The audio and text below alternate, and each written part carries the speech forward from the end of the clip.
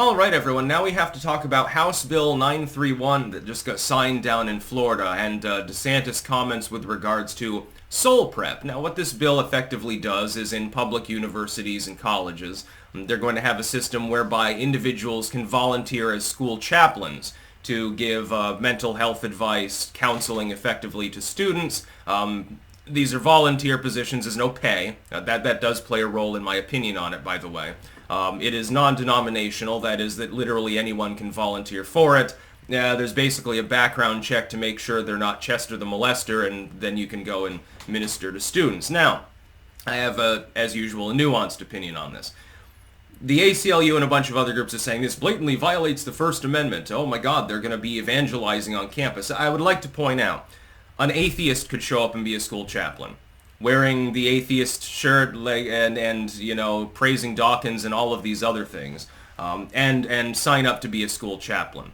A Hindu could do that. I could do that. I could move to Florida, establish residency, and sign up for one of these universities to be a voluntary chaplain, and I'm a pagan. I'm an occultist. There's nothing in the bill that prevents that from happening. What it's being cast off as, and they probably should not have used the word chaplain. Chaplain is typically associated with Christianity, broadly, especially Protestant Christianity. It's not generally associated with Islam or with Judaism, and there are different terms that are used. They probably should have chosen a better term than school chaplain, although it can be construed as a civic term more or educational term more than an outright religious one. I would point out that nothing in this bill construes the ability of these individuals to evangelize. Effectively, it's just an on-demand sort of I am here if you need to talk to me situation. The fact that it's not being taxpayer funded, these are voluntary unpaid positions with people donating their own private time, constitutionally is important. If Ron DeSantis were to come out and say, well, the students need more soul prep because, you know, you've got riots and looting and crime and all of these other things and drug overdoses, let's try to get people some help. And in some cases, you know, the regular secular therapist, you know, that student might be religious, so, you know, someone can come along and talk to them that's from the same background. Maybe they understand their mentality better. I support that. If it were being tax funded, it would be unconstitutional because these are public universities and colleges. People are signing up to go there. Taxpayers should not be funding any form of religious service or anything remotely related to it, or irreligious movements, by the way. If you had a Church of Atheism, which would be hilarious and ironic. Temple of Satan is about the closest you'll get to that, by the way. That would be unacceptable. But the Temple of Satan could literally have chaplains in the state of Florida now. By the way, Texas also has done this. Florida is effectively bootstrapping Texas's idea from, I believe, last year. Actually, that was Abbott's idea, and it passed. I would note, in the case of Texas, not one of the schools is actually doing the chaplain thing. They're saying, no, we don't want it, we're not interested in that, and it's completely voluntary. I suspect that the same will generally be true in Florida, for one major reason. People who have a particular strong religious ideology tend to go to religious schools, if they're capable of doing so.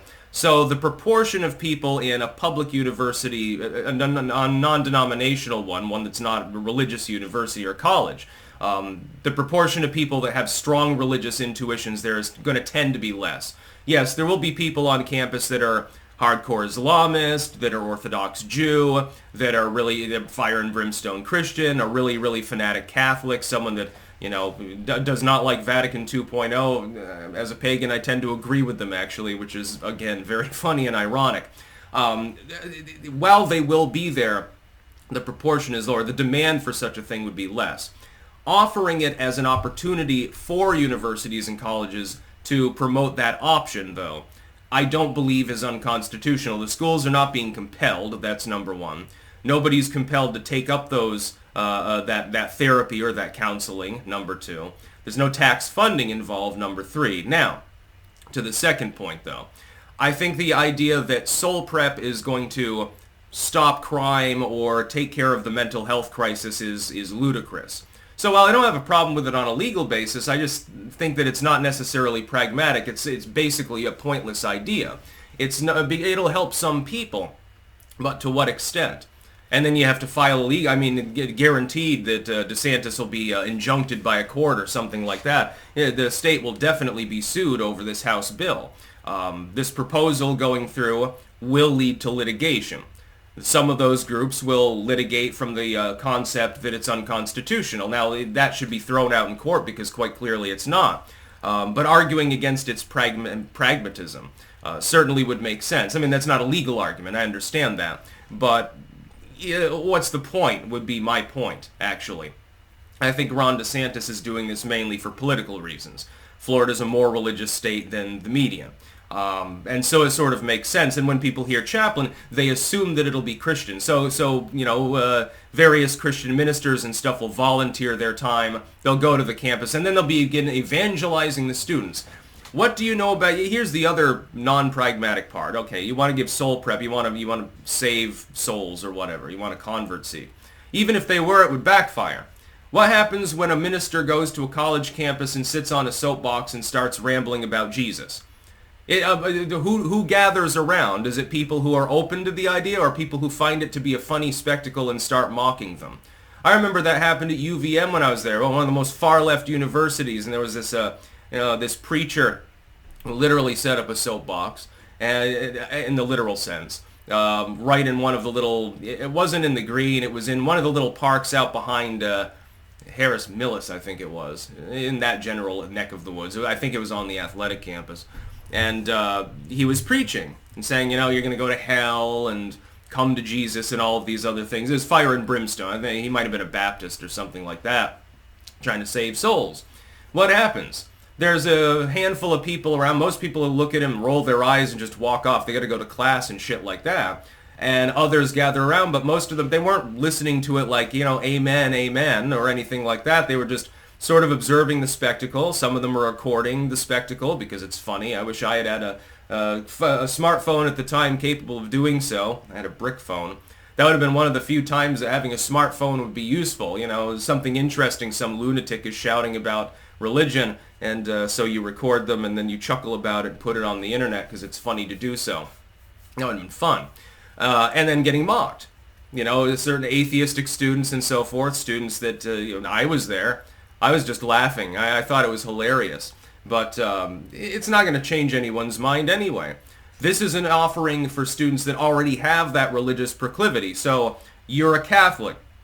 You're on a secular campus. You don't have like a campus chapel or something like that. You're not allowed to have it there because it's taxpayer funded.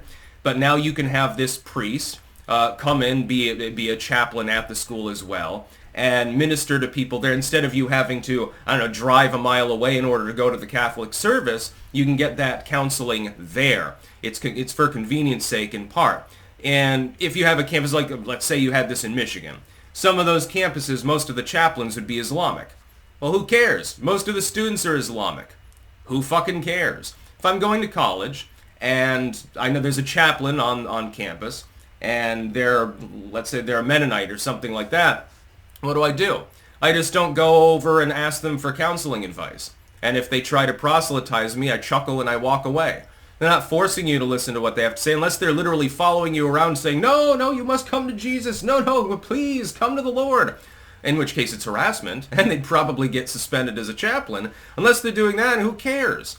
It's completely voluntary. It's just not pragmatic and won't change anyone's mind and will lead to protracted litigation. Constitutionally, I have no problem with the idea.